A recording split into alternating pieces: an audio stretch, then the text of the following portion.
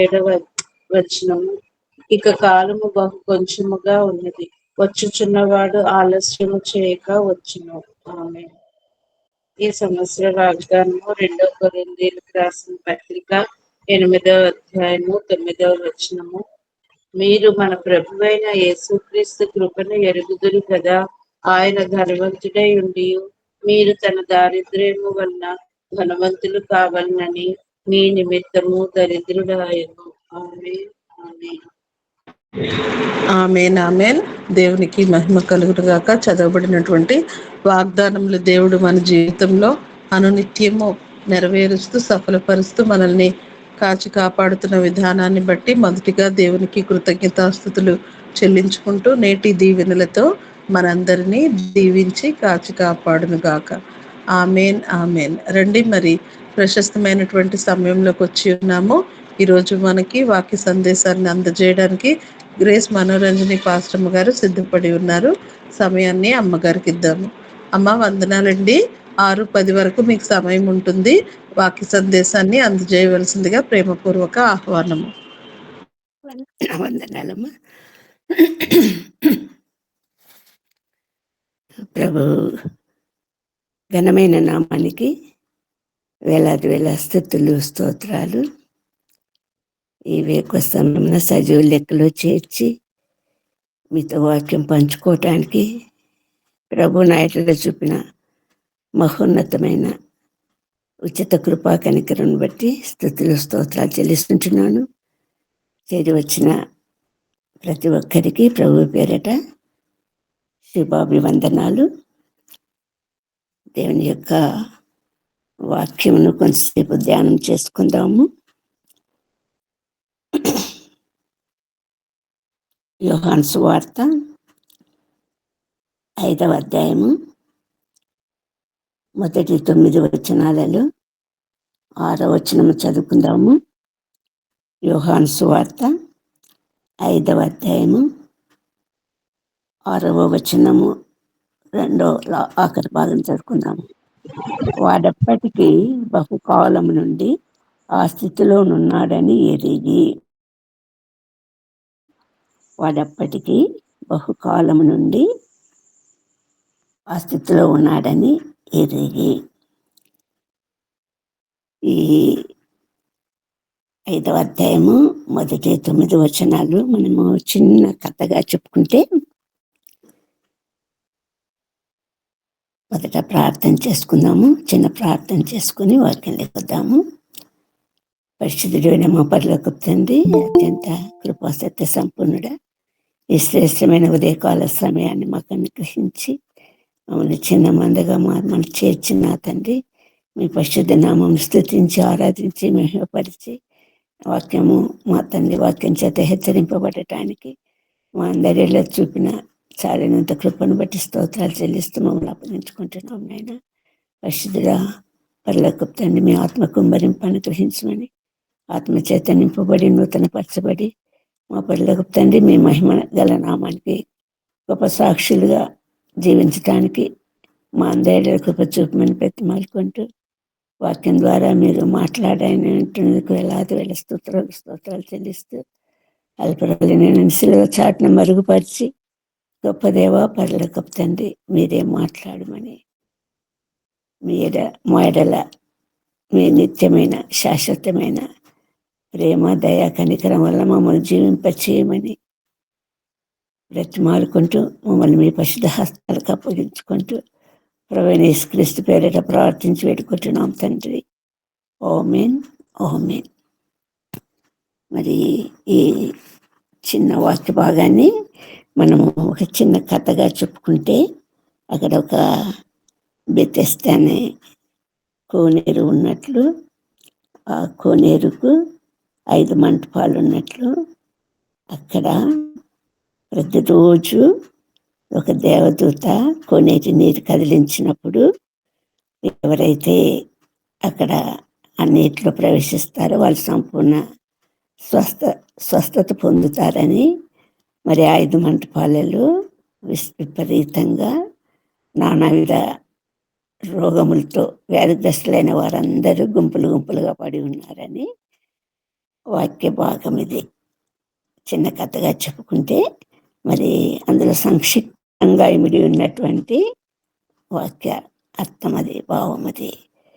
కానీ మనము ఎలాబరేట్గా, లోతుగా వాక్యంలోకి వెళితే, ఎందుకంటే లోతుగా వెళ్తేనే ప్రభు యొక్క స్వరం మనకి వినపడేది, ప్రభు మాట మనకి వినపడేది.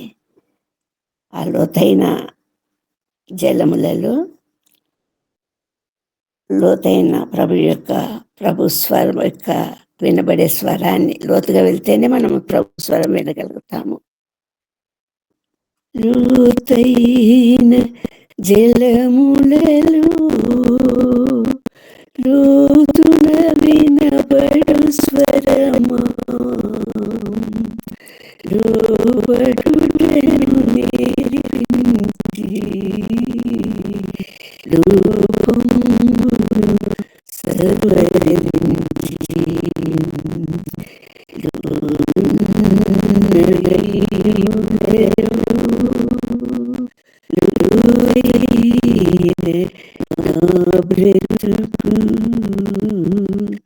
లోపింపని అర్పణగా లోకేశ చేయుమయం నడిపించునావా.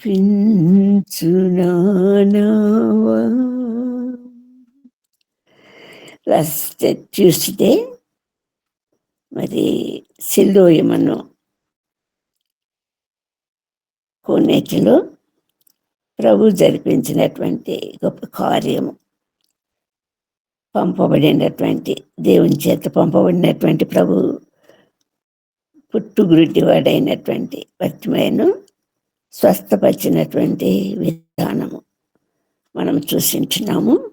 ఇప్పుడు బెతెస్దా అనే కోనేరు ఈ వాక్య భాగంలో రాయబడింది. బెతెస్దా అనబడేటువంటి కోనేరు. బెతెస్దా అనగా మరి హౌస్ ఆఫ్ గ్రేస్, కరుణాగృహము. ప్రభువుల వారు మరి బెతెస్దా అనబడిన కోనేరులో ప్రభు యొక్క సంపూర్ణమైనటువంటి కృపా కనికరంతో, full of grace and compassion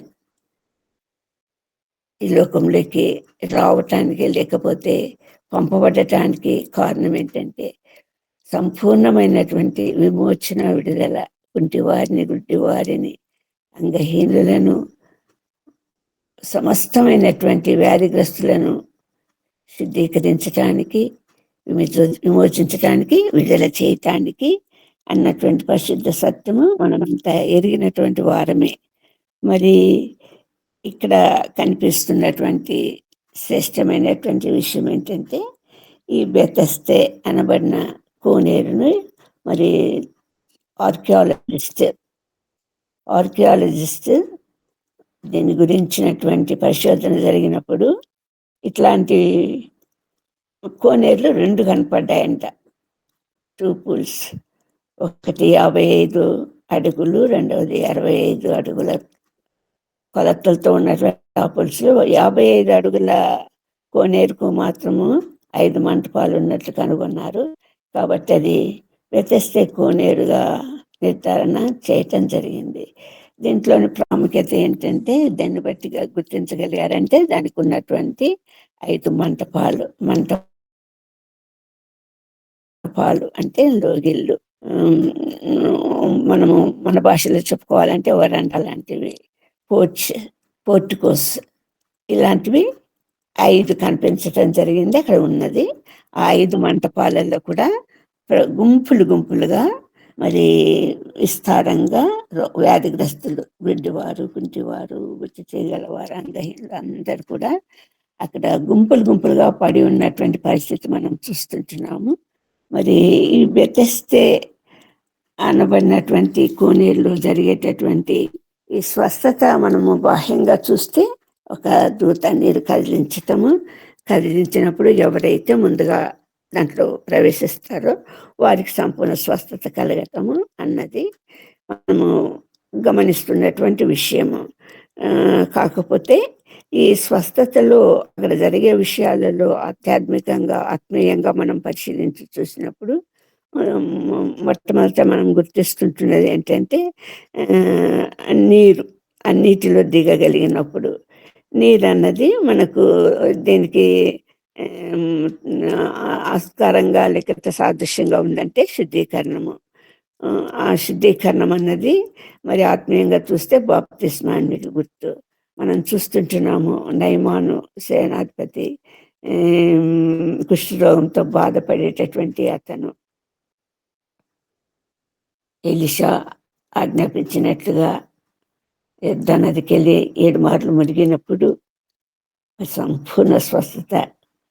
కుష్టు వ్యాధి అనేది పాపంతో సమానము. ఆ పాపము ఉన్నటువంటి ఆ పాపం అంతా తొలగించబడి నీటి బాప్తిస్మం ద్వారా శుద్ధీకరింపబడినటువంటి నయమాన్ని మనం చూస్తుంటున్నాము. కాబట్టి మరి నీరు అనేది దానికి సాదృశ్యంగా ఉంటే అక్కడ దేవదూత కదిలించబడటం చూస్తుంటున్నాము. దేవదూత దేవుని చేత అనేక మార్లు అనేక సందర్భాలలో సంపూర్ణంగా దేవుని చిత్తం నెరవేర్చడానికి ఉపయోగించబడినటువంటి దూతలుగా మనం చూస్తుంటున్నాము. అన్ని శుభవచనాలు యేసుక్రీస్తు ప్రభు పుట్టిన శుభవచనము మరి లోకానికి అందచేసింది దేవదూతలే.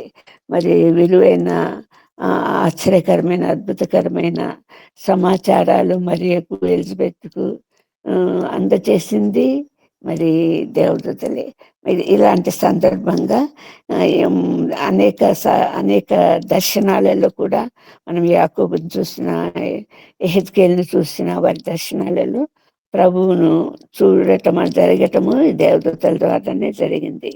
మరి ఏలియా భయంకరమైనటువంటి పరిస్థితులలో యెజబెలుకు ఒక ఛాలెంజ్ లేకపోతే ఒక సవాల్ లాగా దేవుని యొక్క ప్రవక్తను చంపించినప్పుడు బయలు ప్రవక్తను చంపించటానికి ఏలియా చేసిన ప్రయత్నాలన్నీ మనకు తెలుసు. మరి ఆకాశం నుండి అగ్ని దిగి వచ్చి ఆ బలి పశువులను పరిపూర్ణంగా దహింప చేయటము, దేవుని యొక్క అద్భుత కార్యం ఆశ్చర్యకార్యం చూసి మరి దేవుడని అక్కడ నిరూపించబడటము, తర్వాత యెజబెల్ ఛాలెంజ్ చేయటము, ఏలియాను చంపించటానికి పూనుకున్న విధానం చూసి మరి పారిపోయినటువంటి ఏలియాను మనం చూస్తుంటున్నాము. మరి ఆ ప్రాణంలో విసిగినటువంటి వాడు ఇంకా చాలనుకున్నటువంటి సందర్భంగా అక్కడ దేవదూత ఏలియాకు అప్పము నీళ్ళ బుడ్డి అందచేసి మరి సేదదిచ్చినట్లు మనం చూస్తుంటున్నాం. అటువంటి దేవదూత ఇక్కడ మనకు కనిపిస్తూ ఉంది. తర్వాత మనకు కనిపించేటటువంటి విషయాలను మనం చూస్తే గొర్రెల ద్వారం ఇక్కడ మనకు కనిపిస్తూ ఉంది. గొర్రెల ద్వారం ఎక్కడున్నాడు యేసు ప్రభు ఈ సందర్భంలో అంటే యెరూషలేములో ఉంటున్నాడు. మరి 2వ వచనం చూసినప్పుడు గొర్రెల ద్వారం దగ్గర అని రాయబడింది. ఈ గొర్రెల ద్వారము లేకపోతే తలుపు లేకపోతే గుమ్మము, ఈ యెరూషలేము పట్టణం గురించి చూస్తే పైన యెరూషలేముకు మనందరికి బాగా తెలుసు. పైన యెరూషలేముకు త్వరలో దిగిరానైన యెరూషలేముకు ఆ పట్టణము ప్రీతికరమైన పట్టణము, దేవుడు ఏర్పరచుకున్న పట్టణానికి మరి 12 గుమ్మాలు 12 ముత్యాలతో చేయబడినటువంటి గుమ్మాలు ఉన్నట్లు వాక్యంలో రాయబడింది. ప్రకటన గ్రంథము 21:21లో రాయబడినటువంటి ఆత్మీయ సత్యం అది. అది 12 అపోస్తలుల 12 ఇశ్రాయేలు గోత్రముల పేరున ఒక్కొక్క దిశన ఉత్తరమున 3, దక్షిణమున 3, తూర్పున పడవన్న 3 గుమ్మాలు ఉన్నట్లు ఆ గుమ్మాలన్నీ కూడా ముత్యాలతో కట్టబడి ఉన్నట్లు రాయబడింది వాక్యంలో. అది పైన యెరూషలేము సంబంధం. భూ సంబంధమైన భూమి మీద ఉన్నటువంటి యెరూషలేము చూస్తే మరి ఈ యెరూషలేములో అనేక గుమ్మాలు ఉన్నాయి అన్నట్లు వాక్యంలో తెలియజేయబడతా ఉంది. ఈ ద్వారాలు గొర్రెల ద్వారాలు చాలా ఉన్నట్లు మనకు తెలుస్తూ ఉంది. మరి ముఖ్యంగా మనము యెరూషలేము పట్టణము పాడైపోయినప్పుడు, దేవాలయం పడగొట్టబడినప్పుడు, గోడలు కూల్చబడినప్పుడు, గుమ్మాలు కాల్చబడినప్పుడు నెహెమ్యా చేత ప్రేరేపించబడినటువంటి నెహెమ్యా మరి సంపూర్ణంగా ఆ పట్టణ ప్రాకారాన్ని నిర్మించడానికి సిద్ధపడినటువంటి నెహెమ్యాను మనం ఎదుగుదాము. ఆ నెహెమ్యా చూపించినటువంటి విధానంలో మనకు అక్కడ అనేక గుమ్మాలు కనిపిస్తున్నాయి. 12 గుమ్మాలు కాదు, అనేక గుమ్మాలు కనిపిస్తున్నాయి. మరి ఆ అనేక గుమ్మాలను గురించి మనం చూసినప్పుడు ఇంపార్టెంట్గా మనము చూద్దామండి. నెహెమ్యా గ్రంథము 12వ అధ్యాయము 37 నుంచి చదువుకుందాము. నెహెమ్యా గ్రంథము 12వ అధ్యాయము 37వ వచనం నుండి చదవగలుగుతారు ఎవరైనా?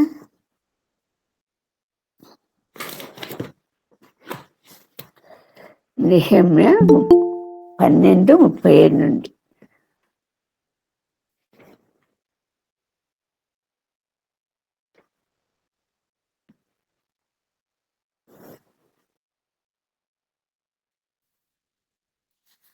ముందు 3:1 చూద్దాము. 3వ అధ్యాయము 1వ వచనంలో రాయబడింది చూడండి. నెహెమ్యా గ్రంథము 3వ అధ్యాయము 1వ వచనములో ప్రధాన యాజకుడైన ఎల్కెషీలును అతని సహోదరుడైన యాజకుడు లేచి గొర్రెల గుమ్మమును కట్టి ప్రతిష్ఠించి తలుపులు నిలిపిరి. గొర్రెల గుమ్మము, గొర్రెల ద్వారం అన్నది ఇక్కడ మనం చూస్తుంటున్నాము. అలాగే నెహెమ్యా చాలా ఉన్నాయి, కానీ మనము 12వ అధ్యాయంలో ఉన్నటువంటి వాక్య భాగం ద్వారా వెళ్దాము. 37వ వచనము 12:37లో వారికి ఎదురుగా ఉన్న ఊట గుమ్మం దగ్గర దావీదుపురం యొక్క మెట్ల మీద దావీదు నగరును దాటి ప్రాకారము వెంబడి తూర్పు వైపు నీటి గుమ్మం వరకు పోయి స్తోత్ర గీతలు పాడేవారు 2 సమూహములు వారికి ఎదురుగా నడిచాను. వారి వెంబడి నేను వెళుతుంది. ప్రాకారం మీద సగము నుండి కొలుముల గోపురములు అవతల నుండి వెడల్పు ప్రాకారములు వెళ్ళిరి. మరియు వారు ఎఫ్రాయిమీల గుమ్మము అవతల నుండి, పాత గుమ్మము అవతల నుండి, మత్స్యపు గుమ్మము అవతల నుండి, హననీయుల గోపురం నుండి, మేయ గోపురం నుండి గొర్రెల గుమ్మము వరకు వెళ్ళి బందీ గృహము గుమ్మములలో నిలిచిది అని వ్రాయబడింది. అంటే ఇన్ని గుమ్మాలు ఉన్నాయి. పైన యెరూషలేముకు 12 గుమ్మాలు ఉన్నాయి. ఇశ్రాయేలు గోత్రాల చొప్పున ఉన్నటువంటి గుమ్మాలు మనం చూస్తుంటున్నాం. కానీ నెహెమ్యా కట్టిన ప్రాకారానికి ఉన్న గుమ్మాలు ఇంకా చాలా ఉన్నాయి. కొన్ని మాత్రం మనం చూస్తుంటున్నాము. మరి ఇక్కడ మనం చూస్తున్నటువంటి విషయంలో మంటపము, రోగులతో నిండి ఉంటున్నటువంటి మంటపము దౌర్భాగ్య స్థితిలో, మరి ఒక మనోవేదన, ఒక భారము, ఒక దుఃఖము, ఒక ఆయాసం కలిగిన స్థితిలో అనేక రోగులు అక్కడ పడి ఉండటం చూస్తుంటున్నాము. మరి గొర్రెల గుమ్మము దగ్గర అని వ్రాయబడింది. మధ్యలో ఇక్కడ మనం చూస్తున్నటువంటి బందీ గృహపు గుమ్మం అని కూడా రాయబడింది. ప్రభువును గురించినటువంటి ఒక పరిశుద్ధ సత్యము ఇక్కడ జరిగే కార్యంలో, స్వస్థత కార్యములో, ఆత్మీయ స్వస్థతను గురించి మనము ధ్యానించగలిగినప్పుడు మనం గుర్తిస్తుంటున్నటువంటి విషయం ఏంటంటే, ఆ మంటపంలో ఉన్నటువంటి రోగులందరూ కూడా ఒక బందీ గృహంలో, అంటే ఒక దాస్యములో, ఒక సంఖ్యలలో ఒక బంధింపబడిన స్థితిలో ఉన్నటువంటి వీరు స్వస్థత పొందినప్పుడు, దేవుని స్వస్థత పొందినప్పుడు మరి గొర్రెల ద్వారము దగ్గర, ద్వారము నుండి గొర్రెల దొడ్డిలోనికి ప్రవేశించడానికి ఏర్పాటు చేయబడినటువంటి మార్గము మనం చూస్తున్నటువంటి యోహాను సువార్త 10వ అధ్యాయంలో మనం చూస్తుంటున్నాము. గొర్రెలు, దొడ్డి, ద్వారము, ఆ గొర్రెలు గురించి ప్రభు మాట్లాడుతున్నటువంటి మాటలన్నీ చూస్తుంటున్నాము. కాబట్టి ఆ గొర్రెలు దొడ్డల ద్వారాను ప్రవేశింపక వేరొక మార్గమును ఎక్కువాడు దొంగయు దోచుకుని వాడై ఉన్నాడు. ద్వారమున ప్రవేశించువాడు గొర్రెలు కాపరి. అవునండి. ప్రభు చెప్తున్నటువంటి ఆత్మీయ సత్యాన్ని గురించి మనం ఆలోచించినప్పుడు, మరి ఆ గొర్రెల దొడ్డిలో ఆ ద్వారం ద్వారా ప్రవేశించడానికి ప్రభువే మార్గమైంటుండగా, ప్రభువే కాపరి అంటుండగా, ప్రభు ద్వారా తప్ప, నా ద్వారా తప్ప మరి ఎవడును మరి పరలోక రాజ్యంలో ప్రవేశింపలేడు. నేనే మార్గము, సత్యము, జీవమునై ఉంటున్నాను అని చెప్పినటువంటి యేసు ప్రభువును మనం చూస్తున్నాము. ఆ మార్గము ద్వారా లోపలికి వెళ్ళటానికి ఎప్పుడు స్వస్థత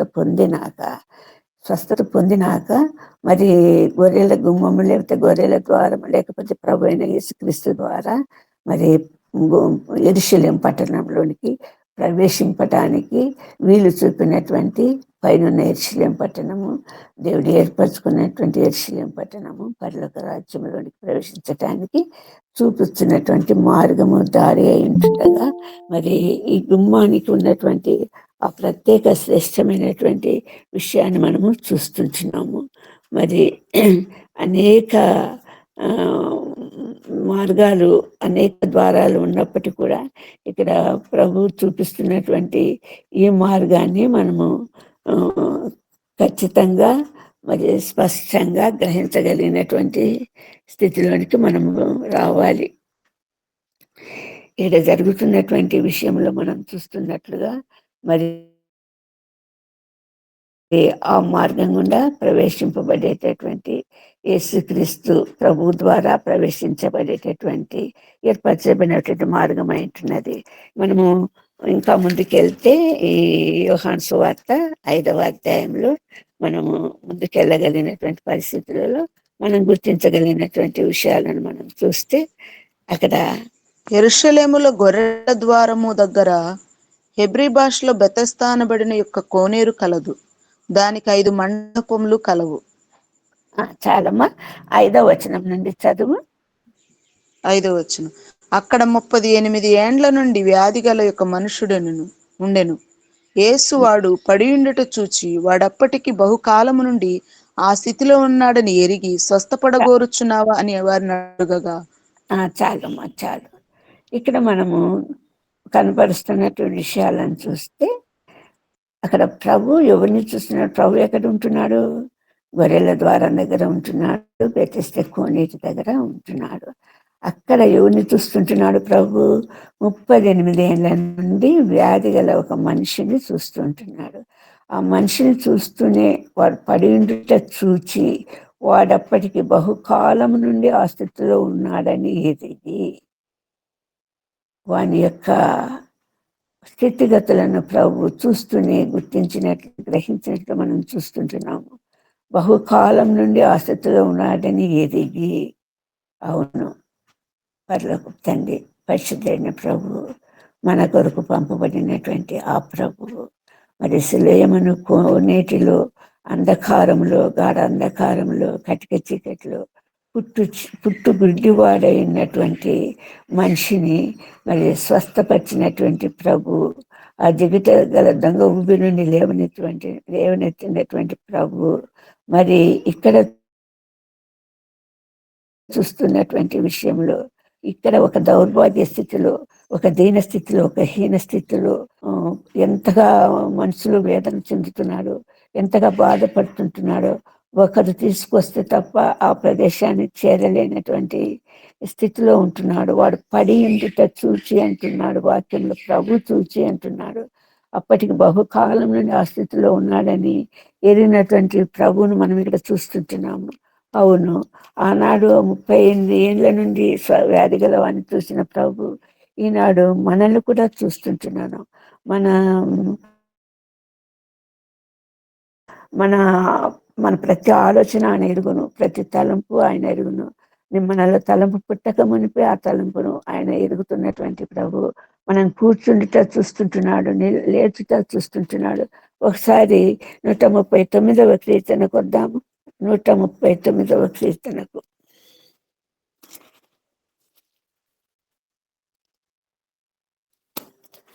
మొదటి నుండి కొన్ని వచనాలు చదువుకుందాము. 139. యెహోవా, నీవు నన్ను పరిశోధించి తెలుసుకుని ఉన్నావు. నేను కూర్చుండుట, నేను లేచుట నీకు తెలియను. నాకు తలంపులు పుట్టక మునిపే నీవు నా మనసును గ్రహించుచున్నావు. నా నడకను నా పడకును నీవు పరిశీలన చేయుచున్నావు. న్యాయ న్యాయచర్యలన్నిటినీ నీవు బాగుగా తెలుసుకుని ఉన్నావు. యెహోవా, మాట నా నాలుకకు రాక మునిపే అది నీకు పూర్తిగా తెలిసి ఉన్నది. వెనుకను ముందును నీవు నన్ను ఆవరించి ఉన్నావు. నీ చేయి నా మీద ఉంచి ఉన్నావు. ఇట్టి తెలివి నాకు మించినది. అది అగోచరము, అది నాకందదు. నీ ఆత్మ యుద్ధ నుండి నేను ఎక్కడికి పోవుదును? నీ చాలండి, సన్నిధి నుండి చాలు, నేను ఎక్కడికి పారిపోదును? చాలండి. Thank you very much. చాలు. మరి ప్రతి మనం ఏ స్థితిలో ఉన్నామో ప్రభు ఎరిగి ఉన్నాను అంటున్నాడు. ఎట్టి స్థితిలో ఉన్నప్పటికీ ప్రభు నుండి మనం ఎక్కడికి పారిపోవటానికి కూడా, పాతాళంలో దాగున్నా అక్కడ ప్రభు ఉంటున్నాడు. మరి ఆకాశంకి ఎక్కినా ప్రభు అక్కడ ఉంటున్నాడు. మన స్థితి ఏంటో ప్రభు ఎరిగి ఉంటున్నారు. అది ఘోరమైనటువంటి వ్యాధి కలిగిన హృదయమా, నడినెత్తి నుండి అరికాలు వరకు పచ్చి పుండ్లు కలిగినటువంటి హృదయమా, ఎటువంటి స్థితిలో ఉన్నటువంటి, ఏ ఏ ఏ స్వస్థత అవసరమో అన్నటువంటి స్థితిని ప్రభు సంపూర్ణంగా ఎరిగి ఉంటున్నటువంటి ప్రభుని చూస్తుంటున్నాం. మరి ఆయన మనల్ని చూడటంతోనే మనలో ఉన్న ప్రతి బలహీనతను, బలాన్ని గుర్తించగలిగినటువంటి ప్రభు అంటున్నాడు. నతానీయులను చూసినప్పుడు అతనిని ఎరిగినటువంటి విషయాన్ని మనం చూస్తుంటున్నాము. ప్రభు యొక్క శక్తి ఎంతటిది అంటే, మనము ఏ స్థితిలో ఉన్నామో ఎరిగినటువంటి ప్రభువును కలిగి ఉంటున్నాము. మనం ఎంత ధన్యులమై ఉంటున్నాము. అటువంటి స్థితిలో ఉన్నటువంటి మనకు, లేకపోతే ఇక్కడ మనం చూస్తున్నటువంటి ఆ 38 ఏళ్ళ నుండి వ్యాధి కలిగినటువంటి ఆ మనిషినికి ప్రభు సంపూర్ణ స్వస్థత, విడుదల కలుగ చేయటానికి ఇష్టపడుతుంటున్నాడు, సిద్ధపడుతుంటున్నాడు. ఎందుకంటే ఆయన మనల్ని ఎరుగును, మనల్ని తెలుసుకున్నటువంటి ప్రభు. మన హృదయం ఏంటో తెలుసు, మన ఆలోచనలు ఏంటో తెలుసు, మన తలంపులు ఏంటో తెలుసు, మన కోరికలు ఏంటో తెలుసు. సమస్తము సంపూర్ణంగా గ్రహించినటువంటి ప్రభువు, మనము మొరపెట్టగానే వినే ప్రభువు, మన పక్షంగా వ్యాజ్యమాడే ప్రభు, మన కార్యాలు సఫలం చేసే ప్రభు, మన దీనస్థితిని, హీనస్థితి నుండి విడుదల కలిగించి సమమైనటువంటి బంధం మీద మన పాదాలు నిలిపే ప్రభు. అటువంటి ప్రభుని ఇక్కడ మనం చూస్తుంటున్నాము. మరి ఆ వ్యాధిగ్రస్తునికి నీళ్లు కదిలించబడినప్పుడు ఆ నీళ్ళలోకి మొదట ఎవరైతే ఆ నీళ్ళు కోనేట్లోకి దిగుతారో వారికి అక్కడ స్వస్థత కలుగుతా ఉంది. కానీ ఇక్కడ అతని ఆ స్థితిలో ఉన్నటువంటి 38 ఏళ్ళు, 1 సంవత్సరం కాదు, 2 సంవత్సరాలు కాదు, 10 సంవత్సరాలు కాదు, 38 ఏళ్ళ నుండి ఉన్నటువంటి ఆ వ్యాధిగ్రస్తుని యొక్క శోభ, బాధ, వేదన మనము ఊహించగలము. ప్రభు ఎరిగినాడు, మనము ఊహించగలము. ఆయన ఎట్టి స్థితిలో ఉన్నాడో ఎవరు లేరు, ఆయనను ఆ నీళ్ళలోకి దింపేవడానికి ఎవరు లేరు. ఆ స్థితిలో ఉన్నటువంటి ఆయన యొక్క హృదయ వేదన ఎలా ఉంది అంటే, మనం ఒకసారి కీర్తనలు 6వ అధ్యాయం చదువుకుందాము.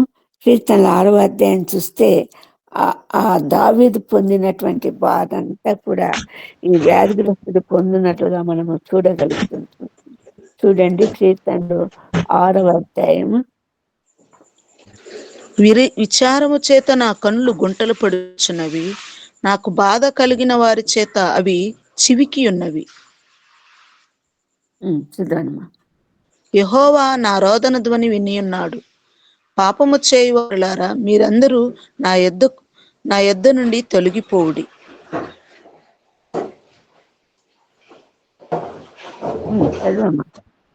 చదవమంటారమ్మా? యెహోవా నా విన్నపమును ఆలకించినాడు. యెహోవా నా ప్రార్థన అంగీకరించును. నా శత్రువులందరూ సిగ్గుపడి బహుగా అదరుచున్నారు. వారు అకస్మాత్తుగా సిగ్గుపడి వెనుకకు మళ్ళుదురు. యెహోవా నా ఎముకలు అదురుచున్నవి, నన్ను బాగు చేయుము. నా ప్రాణము బహుగా అదురుచున్నది. యెహోవా, నీవు ఎంతవరకు కరుణింపకుందువు? యెహోవా, తిరిగి రమ్ము, నన్ను విడిపింపుము. నీ కృపను బట్టి నన్ను రక్షించుము. మరణమైన వారికి నన్ను గూర్చి జ్ఞాపకము లేదు. పాతాళంలో ఎవరు నీకు కృతజ్ఞతాస్తుతులు చెల్లించుదురు? చాలమ్మా. ఈ పరిస్థితి న్యాయం కలరుచున్నవి. నేను బహుగా కృషించి ఉన్నాను, నేను మూలుగుచున్నాను, నేను అలసిపోయి ఉన్నాను. ఈ బాధకు లోనైనటువంటి ఈ 38 ఏళ్ల నుంచి భయంకరమైన స్థితిలో ఉన్నటువంటి కాళ్ళు లేవు, నడవటానికి లేదు. ఇంకా మిగతా అవయవాలు ఏం కదిలించినా కదిలించకపోయినా కాళ్ళు నడవలేని స్థితిలో ఉన్నప్పుడు మరి అక్కడ దుర్భరమైన స్థితి, ఆ స్వస్థత పొందటానికి ఎట్టి అవకాశం లేనటువంటి స్థితి. ఆ 38 ఏళ్ళు కాదు, ఇంకా 38 ఏళ్ళు బ్రతికినా కూడా అతడు స్వస్థత పొందలేనటువంటి స్థితి అక్కడ మనం గమనిస్తుంటున్నాము. అట్టి స్థితిలో ఉన్నటువంటి ప్రభువు, అట్టి స్థితిలో ఉన్నటువంటి వాణి వద్దకు ప్రభువు రావటం జరిగింది. అటు వాటికి విమోచన విడుదల కలగ చేయాలని ప్రభు ఇష్టపడుతున్నాడు. సంపూర్ణ స్వస్థత అనుగ్రహించాలని ప్రభు ఇష్టపడుతున్నాడు. అటువంటి వాటితో ప్రభు మాట్లాడుతుంటున్నాడు. మాట ద్వారా స్వస్థపరిచినటువంటి ప్రభుని ఇక్కడ మనం చూస్తుంటున్నాము. మరి నువ్వు స్వస్థపడగూర్చున్నావా అని అడగగా ఆ వ్యాధిగ్రస్తుడు అయ్యా తన బాధ చెప్పుకుంటున్నాడు, తన వేదన చెప్పుకుంటున్నాడు. 38 ఏళ్ళ నుంచి నేను ఇక్కడ పడి ఉన్నానయ్యా, నన్ను ఎవ్వరూ ఆ నీళ్ళకి దింపటానికి ఎవరూ లేరు. ఆ వేళకి ఎవరో ఒకరు వెళ్తారు, ఆ నీళ్ళలో దిగుతారు, స్వస్థపడుతున్నారు. ఆయా సమయంలో కదిలించబడినప్పుడు ఏ సమయం కూడా నాకు దొరకటం లేదు, ఆ సమయంలో నేను స్వస్థపడే అవకాశం నాకు లేదు అన్నటువంటి బాధను వేదనను కలిగినటువంటి ఆ మనుష్యుడు మరి ప్రభుతో చెప్తుంటున్నాడు, అవునయ్యా నీళ్లు కదిలించబడినప్పుడు నన్ను కోనేట్లేనికి దించుటకు నాకు ఎవ్వరునూ లేరు. అవును, స్వస్థత పరచాలంటే యేసయ్య తప్ప మరి ఎవరి ద్వారా స్వస్థత కలగదు. ఆ స్థితిలో నుండి, ఆ దౌర్భాగ్య స్థితిలో నుండి, ఆ బానిసత్వ స్థితిలో నుండి, ఆ సంఖ్యలలో నుండి, ఆ చెరసాలలో నుండి, ఆ బందికాణలో నుండి, ఆ పాపం అనేటటువంటి చెరలో నుండి విడిపించగలిగినటువంటి వాడు మన ప్రభువైన యేసుక్రీస్తు మాత్రమే. అందుకే ఆ సమయంలో, ఆ సందర్భంలో అతనికి సంపూర్ణ స్వస్థత విడుదల కలగ చేయటానికి ఒక మార్గంగా ప్రభు అక్కడికి ప్రత్యక్షమై ఉంటున్నాడు. అప్పుడు ప్రభు అంటున్నాడు, నీవు లేచి నీ పరిపెత్తుకుని నడువు అని చెప్తుంటున్నాడు. సంపూర్ణ స్వస్థత విడుదల కలగ చేసినటువంటి ప్రభువును మనం చూస్తుంటున్నాము. గొప్ప జీవం కలిగిన ప్రభును చూస్తుంటున్నాము. ఆయన ఈ లోకంలోకి నేను ఇందుకే పంపబడుతుంది కదా అంటున్నాడు. ఎందుకు పంపబడ్డాడు ప్రభువు? దీనులను దరిద్రులను లేవనెత్తడానికి ప్రభువు పంపబడ్డాడు. తండ్రి చేత పంపబడినటువంటి ప్రభువు కుంటికి వారికి కాళ్ళు ఇవ్వటానికి, గుడ్డి వారికి చూపు ఇవ్వటానికి, మరి అంగహీనులకు అంగము స్వస్థత కలుగ చేయటానికి, నత్తివాడు పాడునట్లు చేయటానికి, సమస్తము ఒక జీవం కలిగినటువంటి శాశ్వతమైనటువంటి ఒక సంపూర్ణమైనటువంటి విడుదల పొందిన మనుషులుగా చేయటానికి. ఎందుకంటే లోకాన్ని ప్రేమించిన తండ్రి తన అద్వితీయ కుమారుడుగా యేసుక్రీస్తు ప్రభుని ఈ లోకంలోకి పంపిస్తే ఆ యేసుక్రీస్తు ప్రభుని అంగీకరించటం ద్వారా నిత్య జీవానికి లోనవటానికి ప్రభు ఏర్పరిచినటువంటి మార్గం ఏంటుండగా, ప్రభు మనకి ఇక్కడ కనిపిస్తున్నటువంటి మార్గంలో 38 ఏళ్ళ నుండి వ్యాధి కలిగిన వాడిని ఆ మార్గంలో నడిపించటానికి, ఆ జీవం కలిగిన మార్గంలో నడిపించటానికి ప్రభు అక్కడ స్వస్థత కార్యం జరిగిస్తుంటున్నాడు. ఏమంటున్నావు? నువ్వు లేచి నీ పరిపెత్తుకొని నడుము అని అతనితో చెప్పగా వెంటనే అతడు పరిపెత్తుకొని నడుస్తున్నటువంటి పరిస్థితి మనం చూస్తుంటున్నాము. స్వస్థపడినటువంటి పరిస్థితిని చూస్తుంటున్నాము. సంపూర్ణ విడుదల పొందినటువంటి పరిస్థితిని మనం చూస్తుంటున్నాము. ప్రభు నిత్యము ఆశిస్తున్నది, నిత్యము సెలవు కార్యం జరిగించినది. ఆ మార్గము ఏర్పరచటానికి, ఆ గొర్రెల దొడ్డిలో ప్రవేశించటానికి, ఆ మార్గము, ఆ ద్వారము, ఆ గుమ్మం ప్రభు ఉండటానికి ప్రభు ఈ లోకంలోకి వచ్చాడన్నటువంటి వాస్తవికతని ఇక్కడ తెలియచేయటానికి ప్రభు ఈ కార్యం జరిగిస్తుంటున్నాడు. ఆ మార్గం ద్వారా లోనికి ప్రవేశించగలిగిన వారంతా కూడా ఆ ప్రభు యొక్క స్వరం వినగలుగుతారు.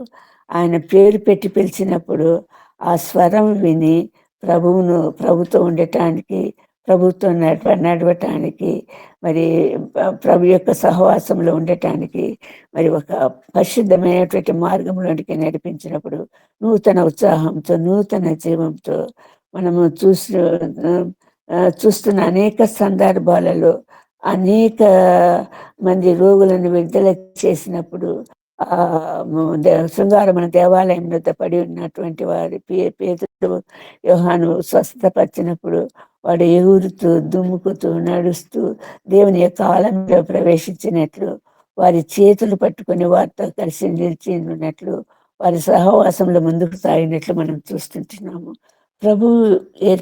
ప్రభు మనకి ఇచ్చేటటువంటి సంపూర్ణ స్వస్థత అన్నది, విడుదల అన్నది ఒక నూతన జీవంతో, నూతన శక్తితో, నూతన బలముతో, ఆత్మ నింపుదలతో, ఆత్మ నడుపుదలతో ముందుకు సాగే జీవితంలోనికి మనము ప్రవేశించడానికి ప్రభు యొక్క మార్గమై ఉంటున్నాడు.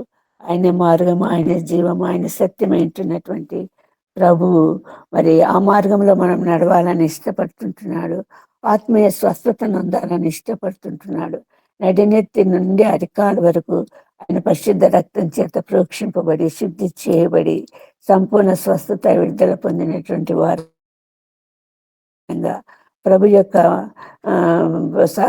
సహవాసంలో బలపడినటువంటి వారంగా అనేకులకు ఈ ప్రభు చేసినటువంటి మహత్ కార్యములు, ఆశ్చర్య కార్యాలు, అద్భుత కార్యాలు ప్రకటించే వారంగా ఉండాలని ప్రభు ఏర్పరిచినటువంటి మార్గమై ఉంటున్నది. అట్టి మార్గం ద్వారా నడవటానికి ఈ 38 ఏళ్ల నుండి వ్యాధి కలిగిన ఈ మనిషినికి ప్రభు స్వస్థత కలుగచేసినట్లు మనం చూస్తుంటున్నాము. ఇక్కడ ఆశ్చర్యకరమైనటువంటి విషయం ఏంటంటే, మరి ఈ కార్యం జరిగించింది విశ్రాంతి దినము. విశ్రాంతి దినం ఈ కార్యం జరిగించినందుకు ఆక్షేపణ, మరి ఆటంకము, అడ్డంకి. విశ్రాంతి దినం చేయదగిన పనులు ఎందుకు చేస్తున్నాడు ప్రభు? ఈయన దేవుని ఎరిగిన వాడు కాదు అన్నటువంటి స్థితిని మనం చూస్తుంటున్నాము. 18 ఏళ్ల నుండి నడుము వంగిపోయిన స్త్రీ విశ్రాంతి దినమునే స్వస్థపరచబడింది. పుట్టుగుడ్డివాడు విశ్రాంతి దినమునే స్వస్థపరచబడ్డాడు. ఇక్కడ మనం చూస్తున్నటువంటి ఈ వ్యాధి గలవాడు విశ్రాంతి దినమునే స్వస్థపరచబడ్డాడు. మరి ఇక్కడ మనము కలగ చేయబడుతున్నటువంటి ఆటంకం ఏంటంటే, ఒక మనిషి అన్నవాడు విశ్రాంతి దినమును స్వస్థపరచటము అది ధర్మశాస్త్రానికి విరుద్ధము, ఘోరము, నేరము అన్నటువంటి ఒక మనస్తత్వాన్ని కలిగినటువంటి జనాలు, మరి సంపూర్ణంగా ఆటంకం కలుగజేసేటటువంటి జనాలు చూస్తుంటే ప్రభు స్పష్టంగా చెప్తుంటున్నాడు. ఆ ఉపవాసం చేసే వారిని గురించి, మరి విశ్రాంతి దినాలను గురించి, ఆచరించే వాళ్ళని గురించి ప్రభు స్పష్టంగా చెప్తుంటున్నటువంటి విషయాలు. విశ్రాంతి దినానికి ప్రభు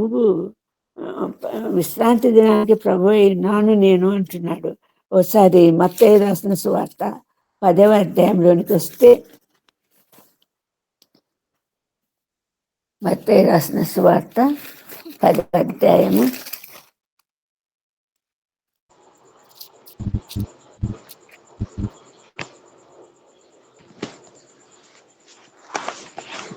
12వ అధ్యాయం అండి. 12వ అధ్యాయం, మత్తయి రాసిన సువార్త 12వ అధ్యాయము. ఆ 12వ అధ్యాయము ఆ వచనాలన్నీ మనం చూస్తే, విశ్రాంతి దినమున చేయకూడని పనులు చేశారని శిష్యులు వెన్నులు తుంచి తినటం అన్నది ఒక ఆక్షేపణగా వారు భావించడం చూసుకుంటున్నాము. ప్రభు స్పష్టంగా చెప్తుంటున్నాడు. ఏం చెప్తున్నాడంటే, గొర్రె కంటే మనుష్యుడెంతో శ్రేష్ఠుడు కాబట్టి విశ్రాంతి దినమున మేలు చేయుట ధర్మమే అని చెప్పి ఆ మనుషునితో నీ చేయి చాపమనెను. వాడు చేయి చాపగా రెండవ దాని వలె అది బాగుపడెను. అవునండి. అది ఇక్కడ మనము 6వ వచనంలో చూస్తుంటున్నాము. 12వ అధ్యాయం 6వ వచనంలో, యాజకులు విశ్రాంతి దినమున దేవాలయంలో విశ్రాంతి దినమున ఉల్లంఘించి నిర్దోషులై ఉన్నారని మీకు ధర్మశాస్త్రము చదవలేదా? దేవాలయం కంటే గొప్పవాడు ఇక్కడ ఉన్నాడు అంటున్నాడు ప్రభు. ప్రభు నేనేం కోరుకుంటున్నానంటే కనికరం కోరుకుంటున్నాను, బలిని కోరటం లేదు.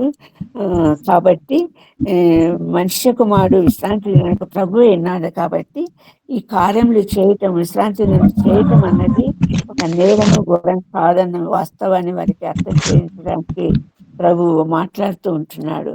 మరి ఉపవాసం చేసే వారి గురించి కూడా, ఉపవాసం చేసేటటువంటి వారు అట్టి ఉపవాసము నాకు ఇష్టమా అంటున్నాడు. ఎట్టి ఉపవాసం ఇష్టము? ప్రభు ఎట్టి ఉపవాసం ఇష్టం అంటున్నాడు. 58 ఏషియా గ్రంథము 58వ అధ్యాయం మనం చూస్తే ఒకడు 5వ వచనంలో ఆఖరి భాగంలో ఏమంటున్నాడు?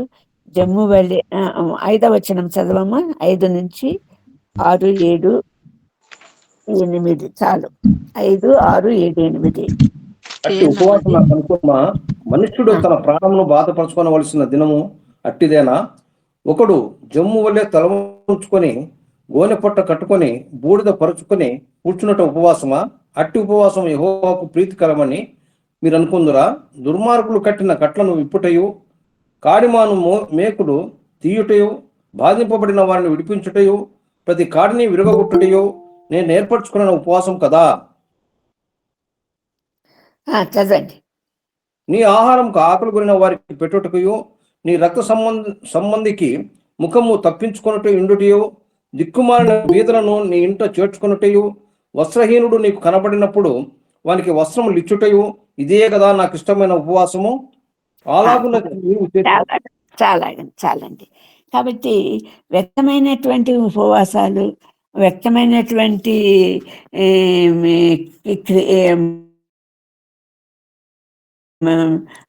ధర్మశాస్త్ర క్రియలు అన్నటివి దాన్ని ఆధారంగా తీసుకొని నీకు నీ గొర్రె, నీ ఎద్దు గుంటలో పడితే నువ్వు తీయవా? ఏది ప్రాముఖ్యత కలిగినది? కనికరంని నేను కోరుతుంటున్నాను, బలిని కోరటం లేదు నేను. మరి అటువంటి నీ ఉపవాసం చేసినా కూడా ప్రయోజనం లేని ఉపవాసం అవుతుంది. ఎందుకంటే మరి ఈ కార్యాలన్నీ నువ్వు జరగకుండా ఉపవాసం మాత్రం చేయటం వలన ప్రయోజనం లేదు. ప్రభుకి ఏది ఇష్టమైన ఉపవాసము? దుర్మార్గులు కట్టిన కట్లను విప్పటము, కాడిమాను మోకులు తీయటము, బాధింపబడిన వారిని విడిపించటము, ప్రతి కాడిని విరగొట్టటము, ఆ భారము బరువును తొలగించటానికి ప్రభు ఏర్పరచిన మార్గంలో వారికి నడిపింప చేయటము, అది నాకు ఇష్టమైన ఉపవాసం. కానీ కేవలము ఉపవాస పేరట మరి నీతి కార్యాలు జరిగించలేకపోవటం అన్నది మరి ఆక్షేపణీయమని ప్రభు స్పష్టంగా తెలియజేస్తున్నాడు. అందుకే మనము ముగింపుగా మనము చూసుకుందాము. రోమీలకు రాసిన పత్రిక 2వ అధ్యాయము 2వ అధ్యాయం 1వ వచనం నుండి చూస్తే క్రీస్తు ప్రభు పౌలు ద్వారా మాట్లాడుతున్నాడు. మరి ఏది ప్రభువుకు ఇష్టము అన్నది, నీకు ఏది అవసరము అన్నది, ఊరికే ఇతరులను మీరు ఆక్షేపించటము, వారికి తీర్పు తీర్చడానికి నీకు అసలు హక్కు లేదు. ప్రభు ఏమి ఏర్పరిచాడు అన్నదాన్ని నువ్వు గ్రహించాలి, గుర్తించాలి అన్నది పౌలు ద్వారా అందుతున్నటువంటి సందేశం ఏంటున్నది. 2వ అధ్యాయము 4వ వచనం నుండి చూడండి. దేవుని అనుగ్రహము మారు మనసు పొందుటకు నిన్ను ప్రేరేపించుచున్నదని ఎరుగక, ఆయన అనుగ్రహ ఐశ్వర్యమును, సహనమును, దీర్ఘశాంతమును తృణీకరించుదువా? నీ కాఠిన్యత్వమును మార్పు పొందని నీ హృదయమును అనుసరించి ఉగ్రత దినమందు, అనగా దేవుని న్యాయమైన తీర్పు బయలుపరచు దినమందు నీకు నీవే ఉగ్రతను సమకూర్చుకొనుచున్నావు. ఆయన ప్రతివానికి వాని క్రియల చొప్పున ప్రతిఫలం ఇచ్చును. సత్క్రియను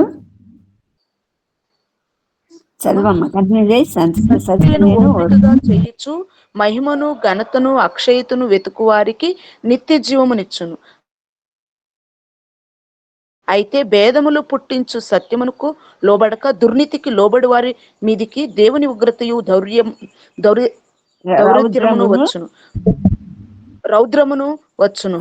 దుష్కారము చేయు ప్రతి మనుషుని ఆత్మకు మొదట యూదునికిని గ్రీసు దేశస్థుడుకుని కూడా శ్రమయు వేదనయు కలుగును. సత్క్రియ చేయు ప్రతివానికి మొదట యూదునికిని గ్రీసు దేశస్థులకును మహిమయు ఘనతయు సమాధానమును కలుగును. దేవునికి చాలండి, చాలండి, పక్షపాతము చాలు. స్పష్టంగా చెప్తున్నాడు. వాక్యం ద్వారా ప్రభువు మాట్లాడుతుంటున్నాడు, పౌలు ద్వారా మాట్లాడుతుంటున్నాడు. దేవుని అనుగ్రహము, మారు మనసు పొందుట నిన్ను ప్రేరేపించి ఉండదని ఎరుగక ప్రభువుని ఎదుట మరి గొప్ప కార్యం చేయటానికి నీ మధ్యకు మనిషి రీతిగా వచ్చినటువంటి ప్రభు యొక్క అనుగ్రహాన్ని గుర్తించగా, చేసిన త్యాగాన్ని గుర్తించగా, నిన్ను విడుదల కలుగ చేయటానికి ఏర్పరిచినటువంటి మార్గాన్ని గుర్తించక, మరి ప్రభు యొక్క గొప్ప అనుగ్రహం పొందే అవకాశం ఉండి కూడా నువ్వు దాన్ని కోల్పోతున్నటువంటి స్థితిలో ఉన్నటువంటి వారిని గురించినటువంటి హెచ్చరిక ఇక్కడ పౌలు ద్వారా అందుతుంది. మార్పు లేని హృదయము, మరి దేవునికి ఇష్టమైనటువంటి మార్గంలో నడవలేకపోవటం ద్వారా నీకేం రాబోతుంది? శ్రమయు వేదనయు రాబోతా ఉంది. ప్రభు యొక్క మాట చొప్పున ప్రభు యొక్క మార్గంలో నడుస్తూ సత్క్రియలను ఓపిక చేసే వారందరికీ కూడా ప్రభు నిత్య జీవమునిస్తాడు. మహిమను, ఘనతను, అక్షయతను వెతుకువారికి, దేవుని యొక్క మహిమను, ఘనతను, అక్షయతను వెతుకువారికి నిత్య జీవము ఇస్తాడు. ఏదో విశ్రాంతి దినమంటూ నేను ఉపవాసం చేస్తున్నానంటూ మనుషుల ఎదుట కనపడేటటువంటి కార్యములు కాకుండా దేవుడు ఏం కోరుకుంటున్నాడు ప్రతి ఒక్కరి నుండి? ఆయనకు ఘనత, మహిమ ఎలా వస్తుంది? ఆయన అనుగ్రహం మనం ఎలా పొందుతాము? ఇక్కడ అంటున్నాడు, భేదములు పుట్టించి సత్యమునకు లోబడక దుర్నీతికి లోబడి వారి మీదికి ఆయన ఉగ్రత రౌద్రము కలుగును.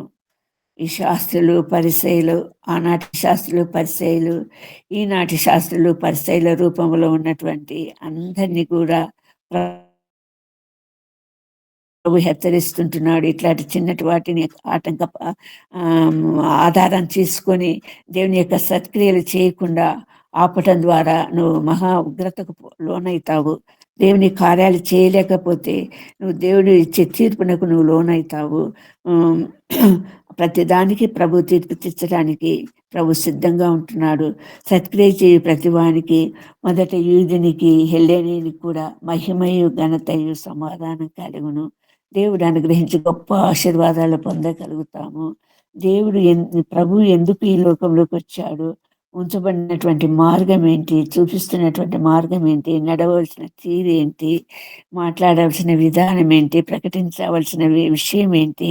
ఆత్మీయ సత్యాలను గూర్చినటువంటి నిన్ను అనేక విషయాల ద్వారా నిన్ను నీవు బాగుపరచుకోవటమే ద్వారా కాక అనేకులను బాగుపరచడానికి ప్రభు యొక్క మార్గాన్ని తెలియచేసే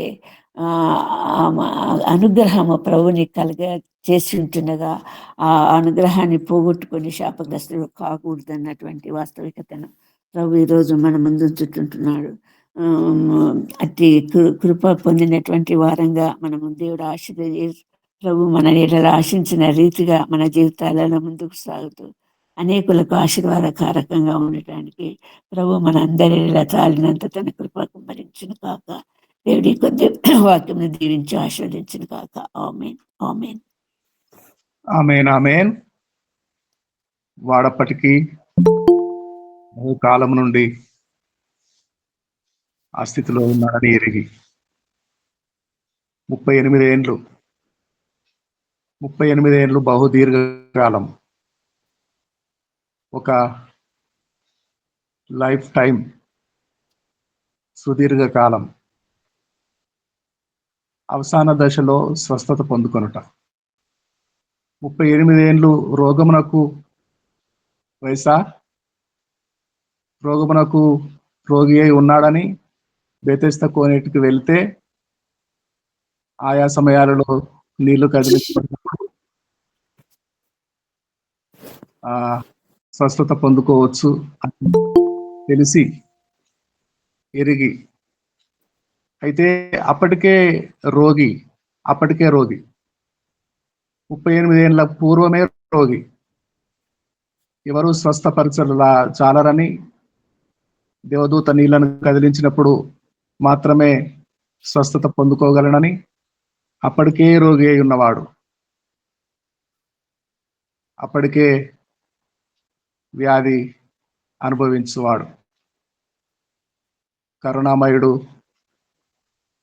దయామయుడు, క్రీస్తునాథుడు ఆ రోగిని చూచి నీవు స్వస్థపడగోరుచున్నావా అని అడిగి, అయితే నీ పరుపెత్తుకొని లేచి నడువు. వెంటనే ఆ రోగి 38 ఏళ్ళ దీర్ఘకాలము వ్యాధిగ్రస్తుడు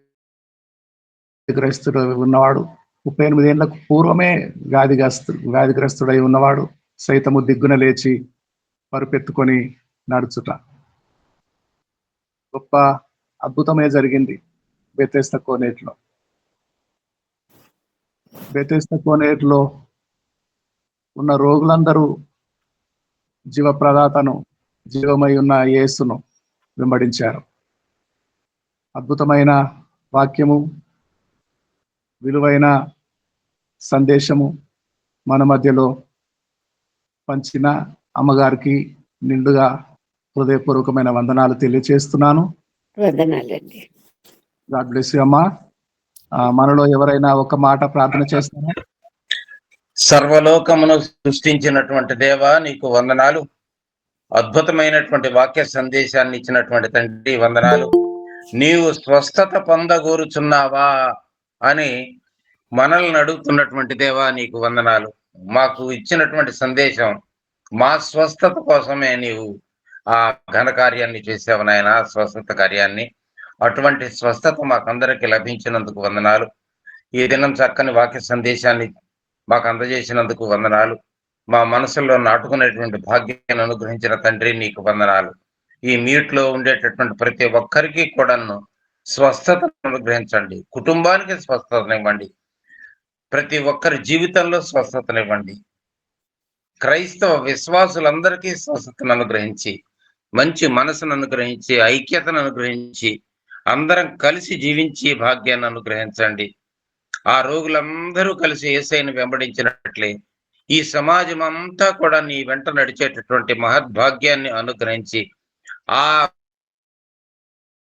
గుంపులో మేము కూడా ఉండేటువంటి భాగ్యాన్ని అనుగ్రహించి నడిపించమని ఈ పగటి దీవెనలతో దీవించి ఆశీర్వదించి క్షేమాన్ని, భద్రతని, నెమ్మదిని, సంతోషాన్ని అనుగ్రహించి ప్రతి కుటుంబంలో కూడా ఈ స్వస్థతను అనుగ్రహించమని మా ప్రభువును నీ ప్రియకుమారుడైన యేసుక్రీస్తు ద్వారా వేడుకుంటున్నాం తండ్రి.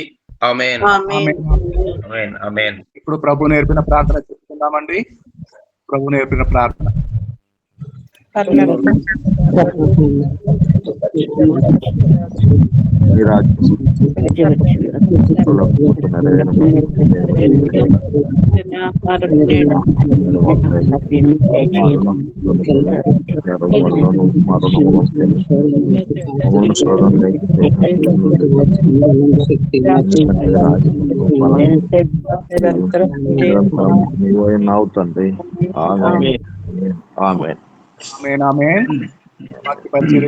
మనందరినీ దీవించిన అమ్మగారు ఆశీర్వాదం విడుదల చేస్తారు. మన తండ్రి అయిన దేవుని ప్రేమ, ప్రభువైన యేసుక్రీస్తు కృప, పరిశుద్ధాత్మ యొక్క అన్యోన్య సహవాసము మనకు ఎప్పుడు ఎల్లప్పుడూ సదాకాలం వీటిలో చేరిన ప్రతి వారికి, వారి కుటుంబాలకు, చేరలేనటువంటి వారికి, వారి కుటుంబాలకు, సకల పరిశుద్ధులకు సదాకాలం తోడైండును కాక.